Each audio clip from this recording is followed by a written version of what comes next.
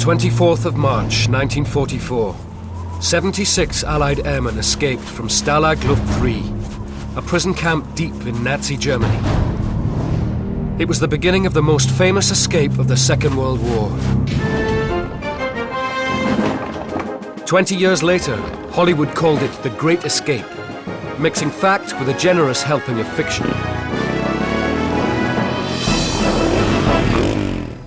The film showed how all but 3 of the men were recaptured and 50 of them murdered in a flagrant breach of the rules of war.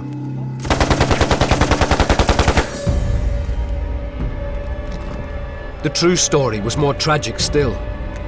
The airmen mostly met lonely deaths, singly or in pairs, with a bullet in the back. For 3 grim years, the RAF Police scoured post-war Germany, tracking down the killers one by one. Their crimes received the harshest punishment. Some called it victor's justice, a crude revenge. Others a reckoning that was richly deserved. How long have you been in the Gestapo? This is the story beyond the Hollywood legend. Damn it! The remorseless hunt for the men who murdered the great escapers.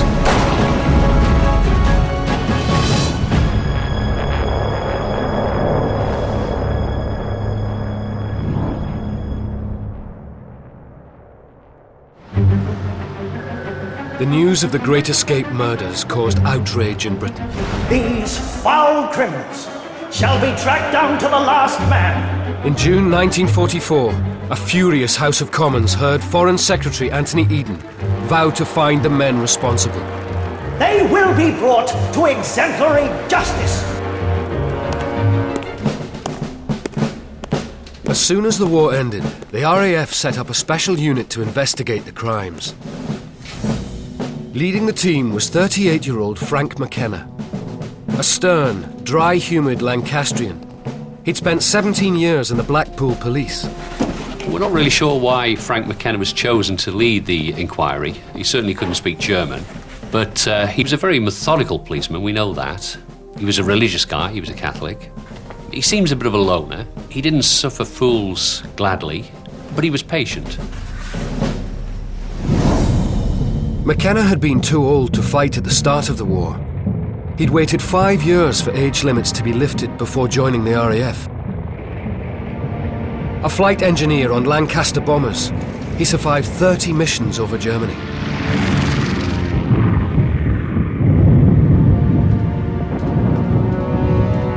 When McKenna actually embarked on this inquiry, he had an affinity with the victims. They were aircrew. He knew them. He felt a strong bond with them. Before he could solve the murders, McKenna had to understand the escapes. The men had dug a tunnel 25 feet deep and 300 feet long. They'd shifted hundreds of tons of earth, forged hundreds of travel documents, converted their uniforms into civilian clothes, drawn maps and made compasses, and all under the noses of their guards.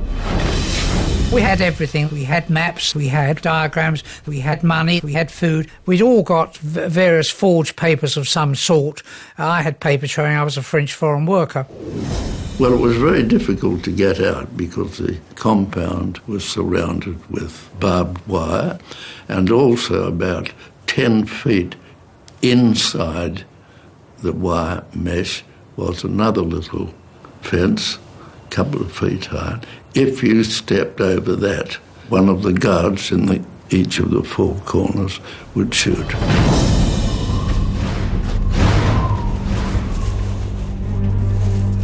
By 5 a.m. on the morning of the escape, 76 men had emerged from the tunnel and disappeared into the forest surrounding Stalag Luft III.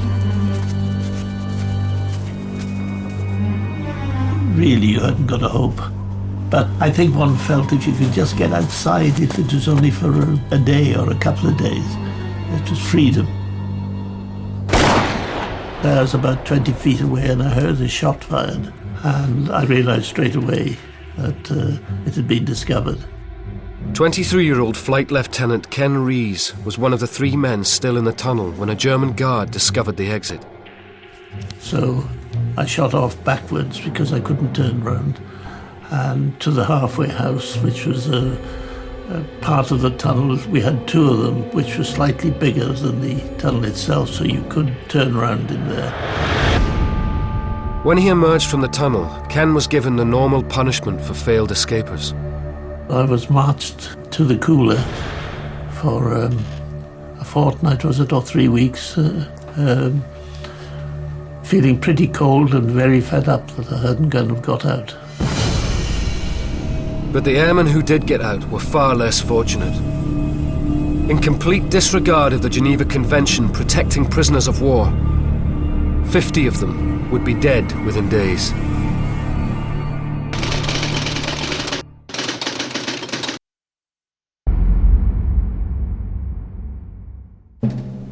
RAF detective Frank McKenna began his investigation into the murder of the Great Escapers, starting with the man the Nazis were most desperate to catch. Squadron leader Roger Bushell was the escape's mastermind. Charismatic and fiercely competitive, he was a fanatical escaper who'd broken out twice before and been caught and tortured by the Gestapo. I regard him as the bravest man I ever knew. He had been told that if he was ever escaped again, he would never get back alive into a prisoner of war camp. But he was obsessed with the idea of escaping. He was going to have a big escape, and 200 were going to get out, and the Germans were going to be absolutely paralysed and shattered by this whole thing. 21-year-old Flight Lieutenant Alan Bryant never made it into the tunnel. But like all the great escapers, he was well aware of the risks. I remember Bushell saying a day or two before the Great Escape to a group of us, we can't run an escape like this without one or two of you being killed. And I remember him saying, if you don't want to get shot, bloody well don't go out. To track down the killers, Frank McKenna had to piece together the chain of events in the days following the escape. He started by tracing the prisoners' escape routes. Zargan was in the middle of Nazi Germany, and the men had scattered to all points of the compass. You've got 76 men on the loose in Germany, some heading up to the Baltic, some down to Czechoslovakia, some to Switzerland, some to France. The key to success was that they had to cover the greatest possible distance in the shortest possible time, because once the hue and cry spread, once the net widened, they would be nabbed.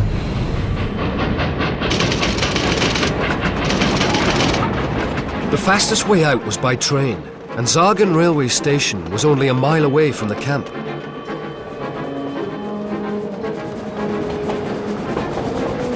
One of the first to buy a train ticket was 22-year-old Australian pilot James Cattanar. Jimmy Catternack was a very resourceful fellow.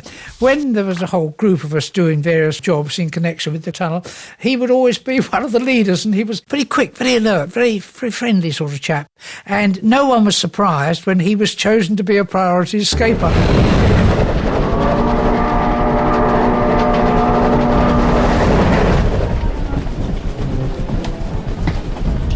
Priority escapers were those thought to have the best chance of getting out of Germany.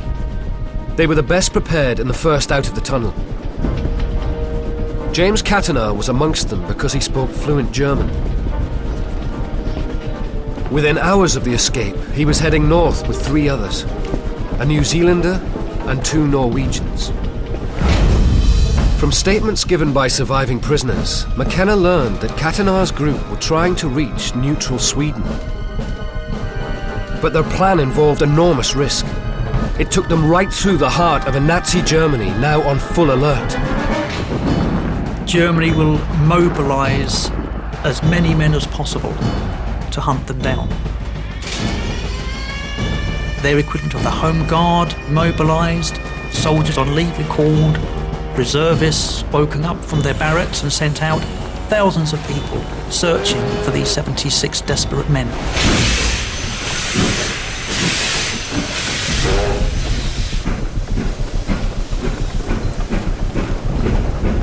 The problem for British and Dominion escapers, in particular with their upper middle class backgrounds, didn't make very good social chameleons.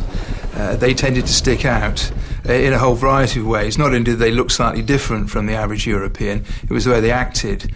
I mean, public school boys don't make particularly good Czech commercial travellers.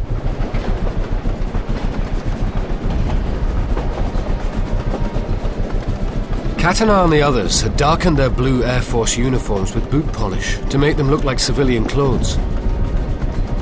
And one of them carried a small fake briefcase made from cardboard.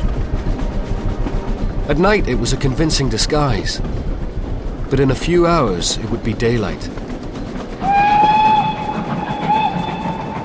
Less than half of the Great Escapers caught trains. The rest had to slog it out on foot. They were known as the hard asses. It wasn't a very attractive country, lots of young pine trees and a lot of snow, and it was very, very cold. So the moment you got out of the tunnel, you started walking, got your compass out, got your direction, and off you walked. Paul Royal and Edgar Humphreys were the 53rd and 54th men out of the tunnel. We were heading generally towards Switzerland. That's just a general thing. Southern there. And I think, as far as I remember, Switzerland's down here. About 600 kilometres. I'm not sure what the plan was. Still, we're very optimistic. We thought we'd have a try.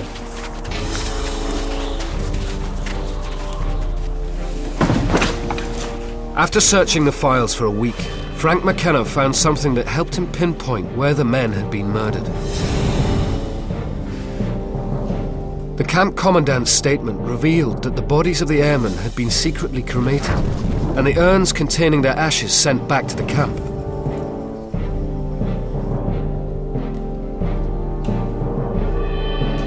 When these urns were returned, most of them contained the name of the officer, the place of cremation, and the date of cremation.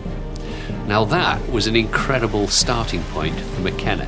So by actually tracing these crematoriums and going back into the records there, and knowing that the executions had taken place close by, he had a start by looking for the Gestapo that were operating in that area during the war.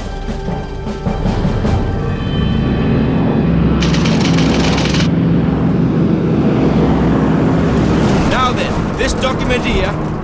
A month into his investigation, McKenna flew to Germany with a list of 106 men suspected of involvement in the murders. Stalag Luft III, Kaltenbrunner, Keitel, Muller. Some were leading Nazis, but most were local Gestapo officers from the places where he knew prisoners had been cremated. Most of the information that we have is from this chap here, von Lindener. Key evidence came from prison camp commandant Wilhelm von Lindeiner, who had been outraged at the murder of his prisoners. He's old school. Von Lindeiner would later testify that if he had been ordered to shoot the men, he would have shot himself instead. That's the kind of chap that we are dealing with. But in 1944, von Lindeiner's opinions had counted for nothing. The orders to kill had come from the very top.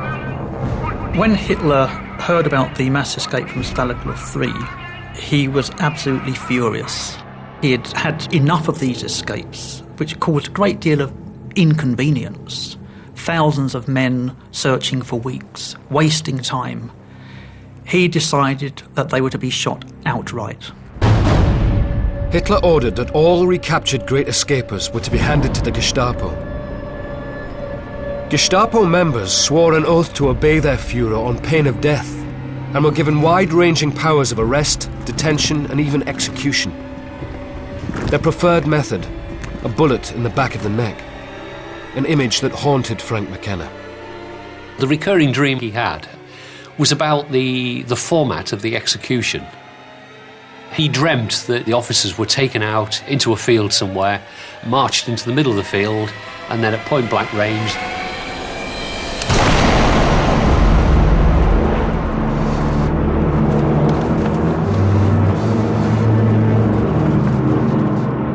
to locate the men on his wanted list, McKenna had to travel to cities from one end of the country to the other. And post-war Germany was in ruins.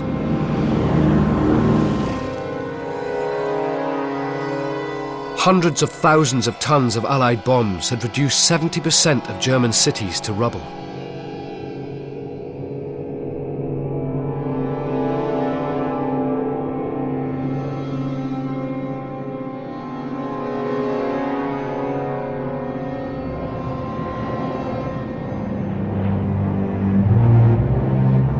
McKenna had flown over these cities before, in Lancaster bombers.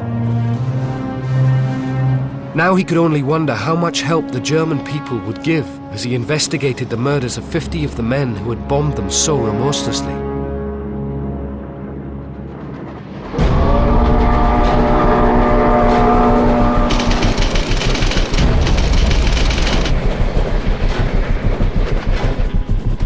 Two years earlier, only hours after their escape, James Catanagh and his companions were themselves caught up in a bombing raid.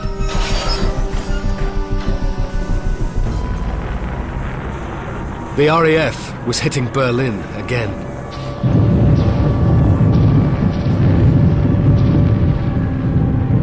The German people called the men who flew the planes gangsters and terror flyers. Catanagh and his escaped companions were amongst the most hated and most hunted men in Germany.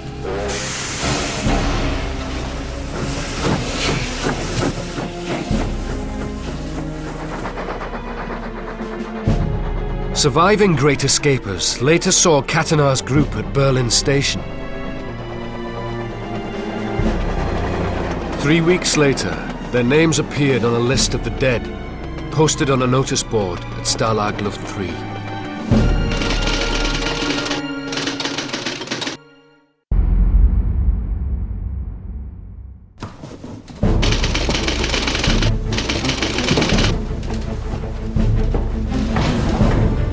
Frank McKenna and his team of investigators set up an office in Germany in January 1946. Their best lead was the ashes of the murdered airmen, ashes they had already traced to crematoria all over the country. But post-war Germany was divided into 4 zones of occupation: American, British, French and Russian. You know we can't get into here. At first, the Soviets did not want to help, so McKenna directed his team to investigate murders committed in the West, in cities close to the French border.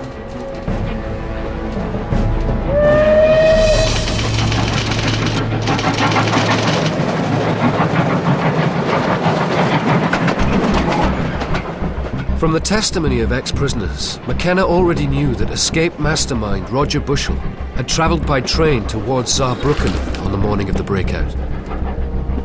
Bushell had covered more than 400 miles in under 10 hours.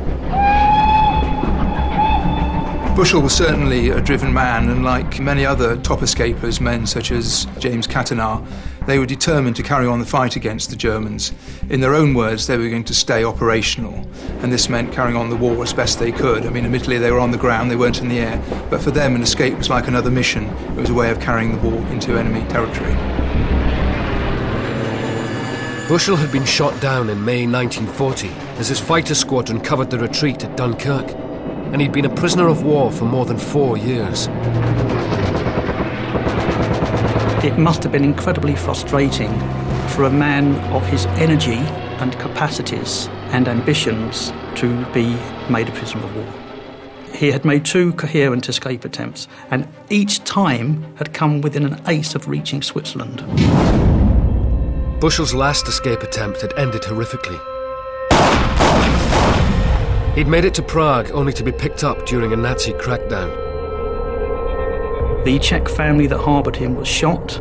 He was taken to the Gestapo headquarters and was beaten and interrogated for months, and could hear the screams of people being tortured. When he came to Stalag Luft III, he's gaunt and haunted, and he absolutely loathed the Germans and was determined to get revenge. Bushell's escape companion was Flight Lieutenant Bernard Shadowware, a French national. They were posing as Frenchmen working in Germany and returning home for a break. Up here! It was a convincing story. Both men were fluent in French and German. Sind wir pünktlich?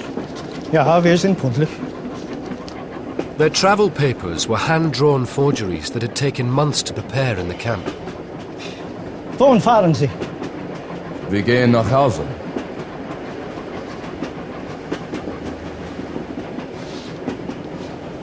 Less than an hour from the French border, they could afford to be confident.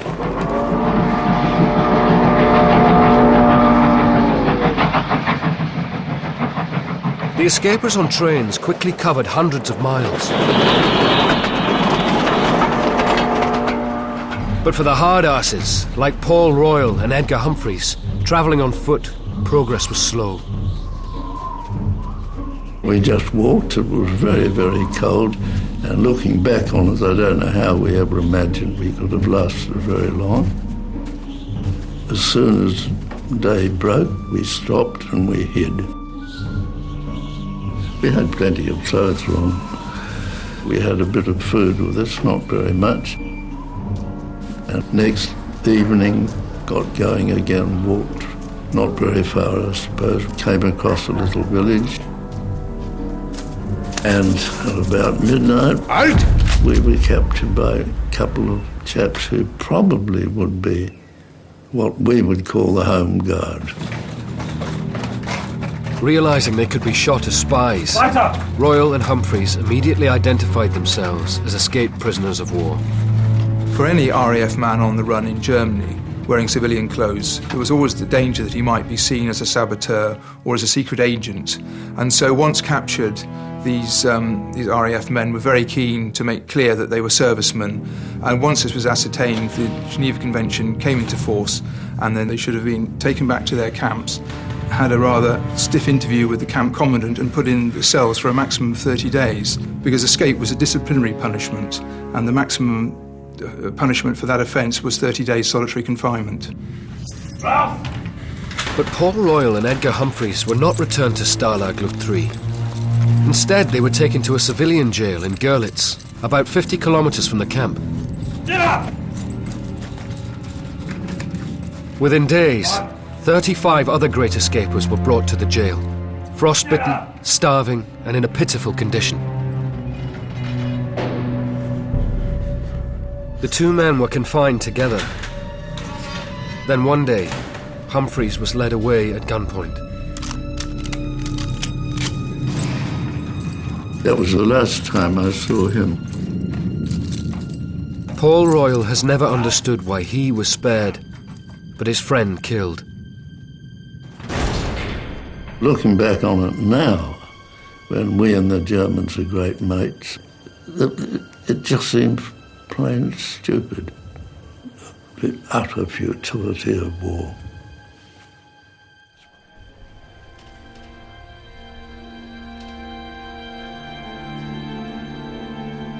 When McKenna was still a police officer in Blackpool, Edgar Humphreys had been stationed at a nearby RAF base.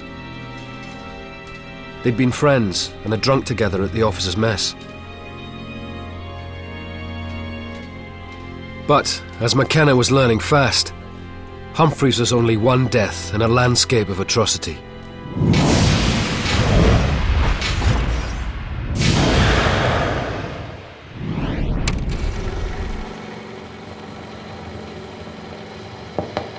I am the officer commanding the regiment of Royal Artillery guarding this camp. When we came here, conditions were indescribable. We have buried about 17,000 people, and we expect to bury about half as much again. And none of us are likely to forget what the German people have done here. By late 1945, the camps and prisons where these atrocities took place were housing many of the people who'd committed them. Thousands of SS and Gestapo operatives, some of them on McKenna's wanted list. A lot of them were hiding under different names. So by personally going to these camps, looking at the registers of new people that had been brought in and asking to interview them and see them, it was only by doing that that he could actually say whether any of these people were involved or not, or whether any of these people were Gestapo from the areas he was actually interested in. McKenna travelled thousands of miles to interrogate suspects held in camps and prisons all over the country. He made 4 arrests, but progress was slow. And despite their victory, it was still a dangerous place for Allied servicemen.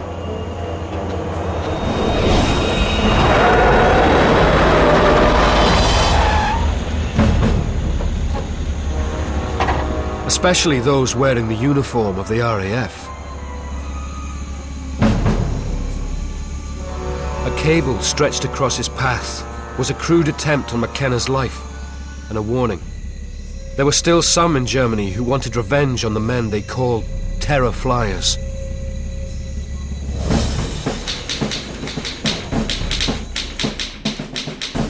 In July 1946, McKenna's team made a breakthrough. How long have you been a member of the Gestapo? They tracked down a driver with the Saarbrücken Gestapo. Who recruited you to be in the Gestapo? He gave them the clearest information yet on the fate of the escape's chief organizer, RAF hero Roger Bushell.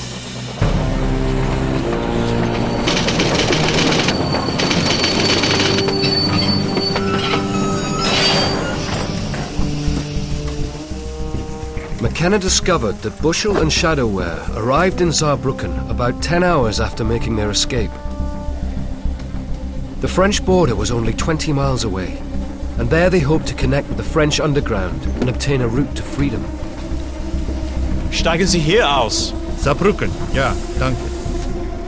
But with success in sight, they made a terrible blunder. Good luck then, gentlemen. Thank you very much. By answering in English, Shadowware had made a mistake which would cost them their lives. I don't think there is any doubt at all that Bushell knew that he was going to be shot. Once he fell into the hands of the Gestapo, he knew his days were numbered.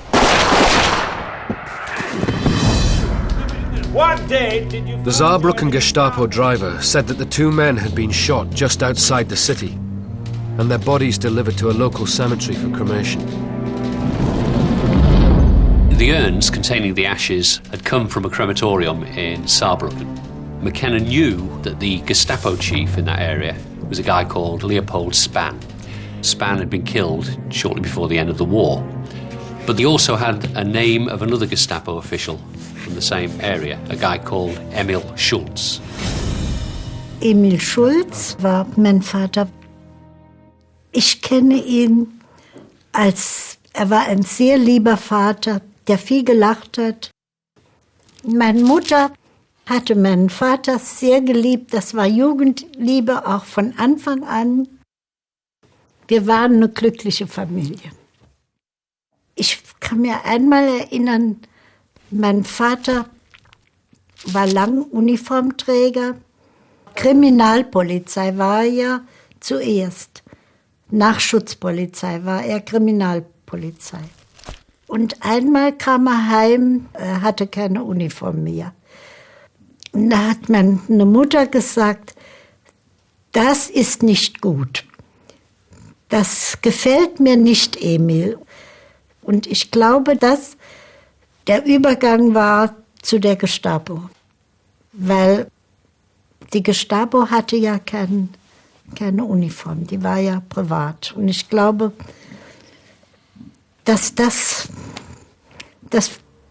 Verhängnisvolle war.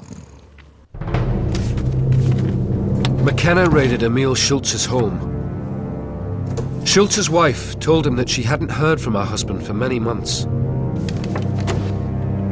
But then the RAF men found a recent letter.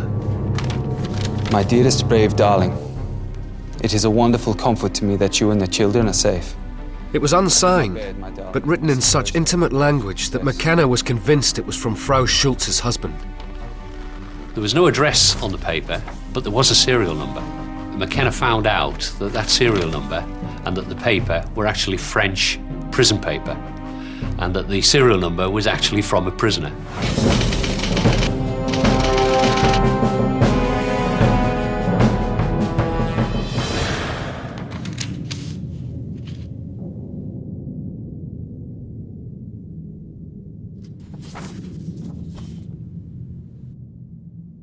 Ich bin Emil Schulz. McKenna was finally face to face with the man who had shot Roger Bushell. But the record of the interview reveals that Schulz had faced a dilemma. Schulz said yes, he was involved in the murder. He made no denial of that. But basically, he was warned that if he didn't actually take part in it, he would be court-martialed himself and he would face an SS firing squad. And not only that, his family would probably be rounded up and taken off to prison. Dr. Spahn sagte, das war ein Befehl vom Reichssicherheitshauptamt in Berlin. Und konnte es nicht ändern. Schulz's account was very detailed. Out! Orders for the men's execution had come from Gestapo headquarters in Berlin. The prisoners were told they were being driven back to Stalag Luft III. Then, a short distance from Saarbrücken, they were ordered to stretch their legs and relieve themselves.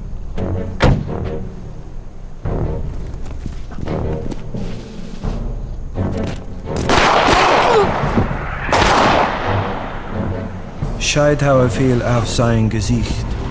Buschel krümmte sich. Schießen Sie!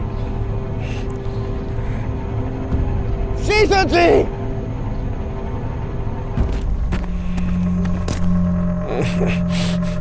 Ich habe zuvor noch nie getötet und habe seitdem keinen mehr getötet. Ich sagte Dr. Spahn, dass es falsch ist, was macht.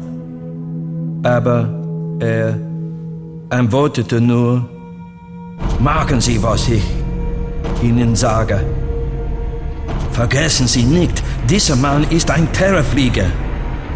Denken Sie daran, wie unsere Frauen und Kinder in den deutschen Städten gelitten haben.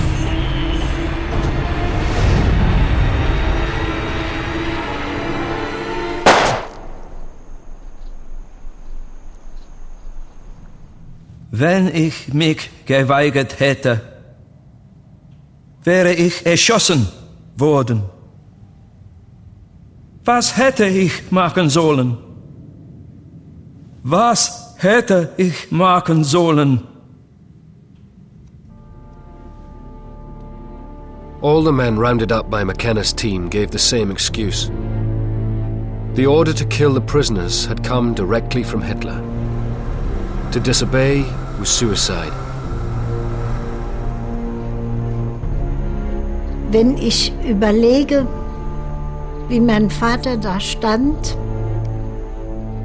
praktisch mit der Pistole im Nacken bei ihm, weil es war ja ein Befehl und er hatte zu Hause eine Frau und 2 Kinder. Es ist eine ganz schwere Sache für mich. Von Kind, ich habe auch immer mit Schuld oder Nicht-Schuld oder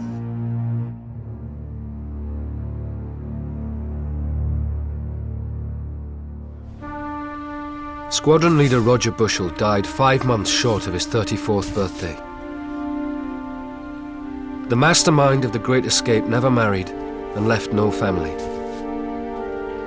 Everyone thought 1 or 2 are going to be killed. Yes, you expect that, that's part of the game. But, to have 50 murdered. And, of course, they were the key people. They were the best people in the camp. And we were absolutely horrified, because we knew them all. It's terrible, terrible. McKenna finally had the man who killed Roger Bushell and was now doubly determined to round up all the others.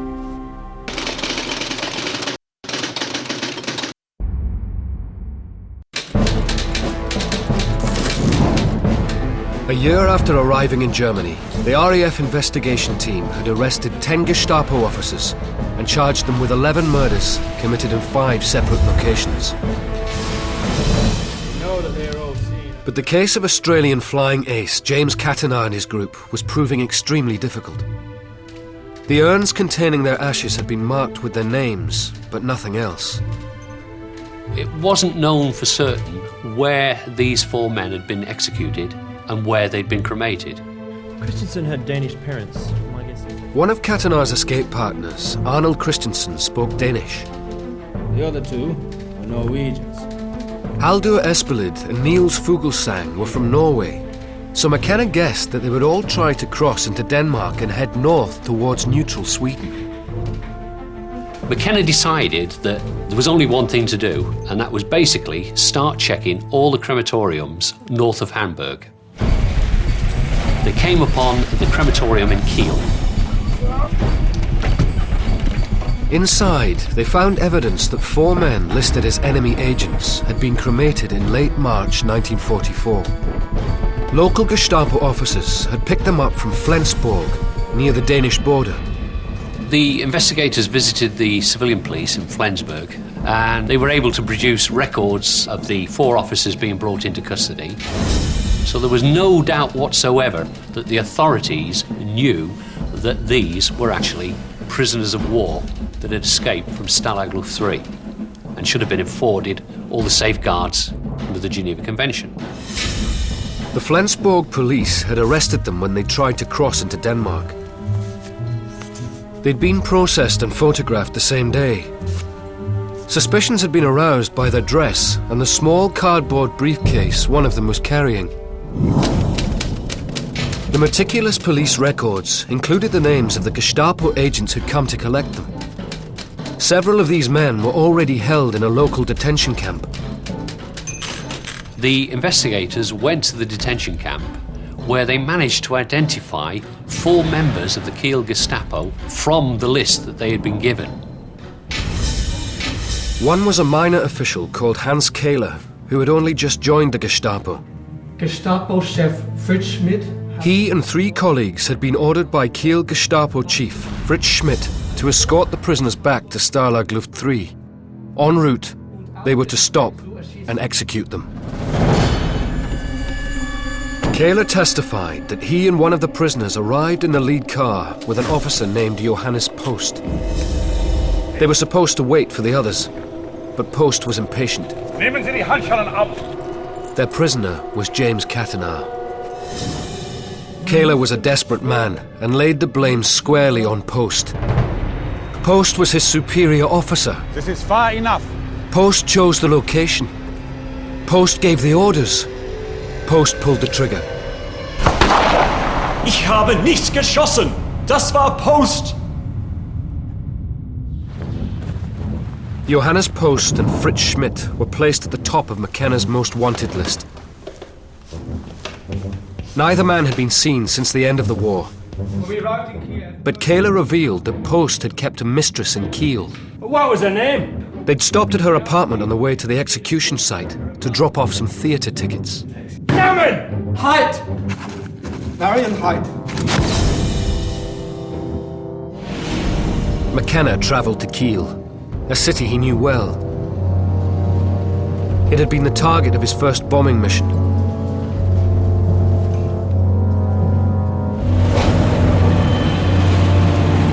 When he raided Mariana Height's apartment, McKenna found it empty. Neither she nor Post had been seen for months. But McKenna did find a photograph.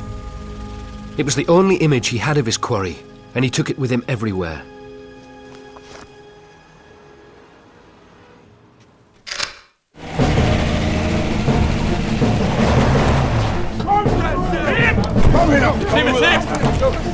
By the beginning of 1947, the investigators had travelled thousands of miles throughout occupied Germany. They had found suspects, they had found witnesses, they had brought together evidence. They'd taken something like 100,000 statements from people. Around 50 suspects had been arrested in a dozen cities around Germany. However, the key man that they were looking for, Johann Post, was not amongst them, and the search for him would continue. McKenna looked for Post and the Kiel Gestapo chief Fritz Schmidt for 2 years, with no success. If they were not found soon, the investigation would end with the murderers of James Kattenar unpunished.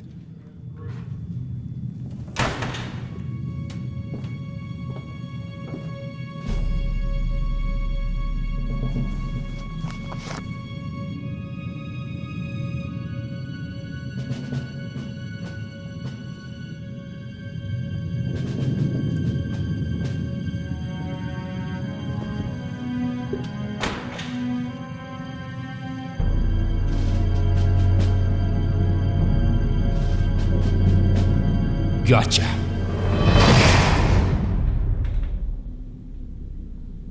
Of all the men McKenna interviewed, Johannes Post was the most unapologetic and unafraid. I was in the car with the driver, the prisoner, Katanak, and criminal secretary, Kayla. He admitted picking up the Australian airman James Katanar. They chatted in English as they drove along. Kayla and I led Katanak to the meadow. In his interviews, Post admitted he helped choose the place of execution. He and Hans Kayla walked Katanar a short distance until they were out of sight from the road. This is far enough. Post said he ordered Kayla to shoot. But the man was incompetent, so Post took over. He even recalled the last words he and Katanar had exchanged. And now I am ordered to shoot you. Why?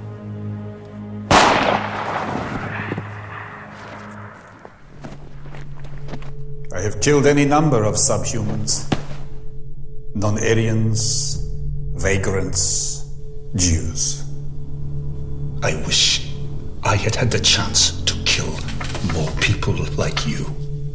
These terror flyers I have disposed of were of no more good to the Reich than all the other subhumans whom I have sent on their journey to heaven.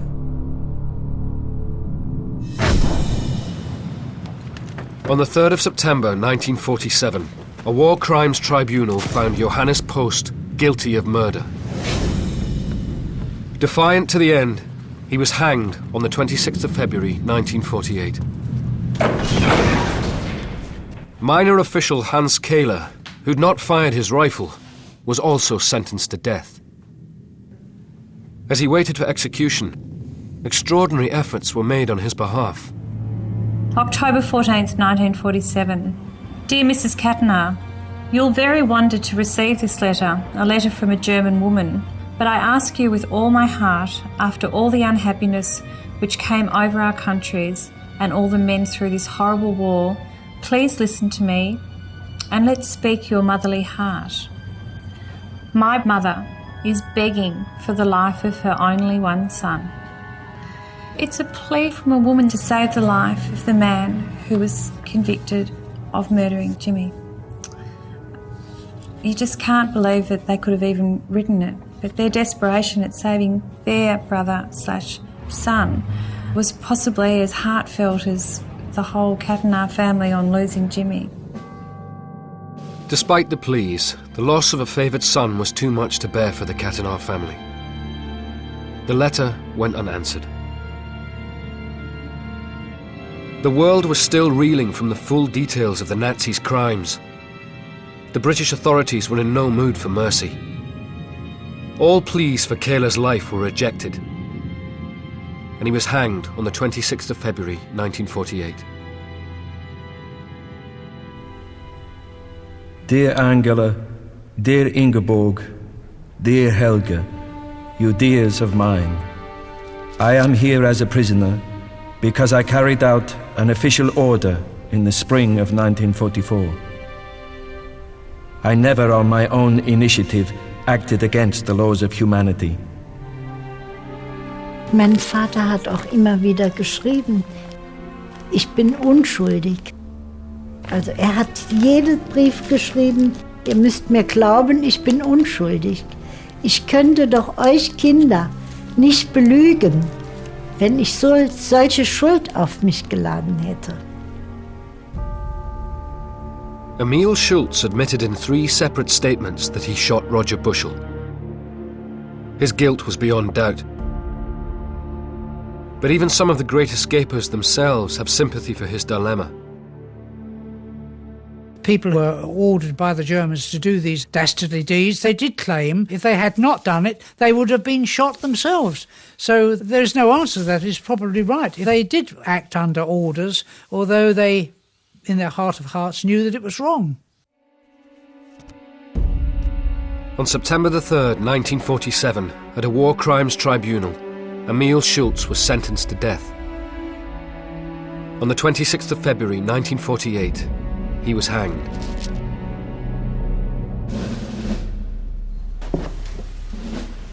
McKenna's work was done. He'd built cases against dozens of SS and Gestapo members. 13 of them were executed, 17 were imprisoned, and 3 were acquitted. 11 others had killed themselves before they could be tried. The hunt for the killers didn't stop after 1948. The hunt went on.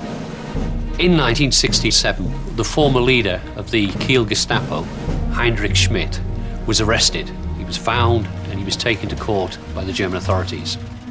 His lawyers successfully fought his case, and unlike his predecessors who had been hanged for murder, he received just 2 years imprisonment, and in fact didn't even serve the full amount.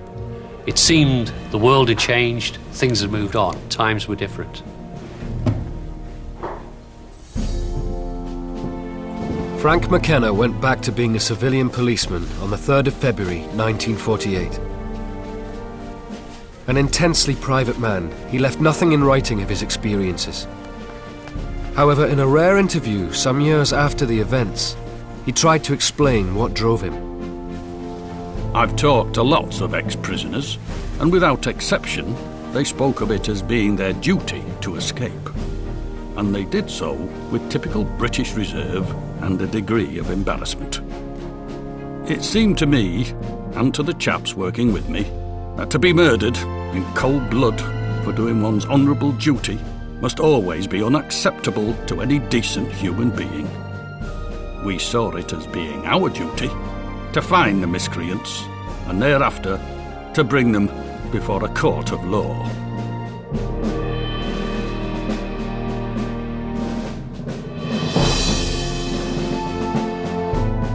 "2 tomorrow afternoon and every afternoon this week on 4. We present interviews with the veterans of World War I. Starting next tonight on More 4, when a weatherman disappears without a trace, brand new episode.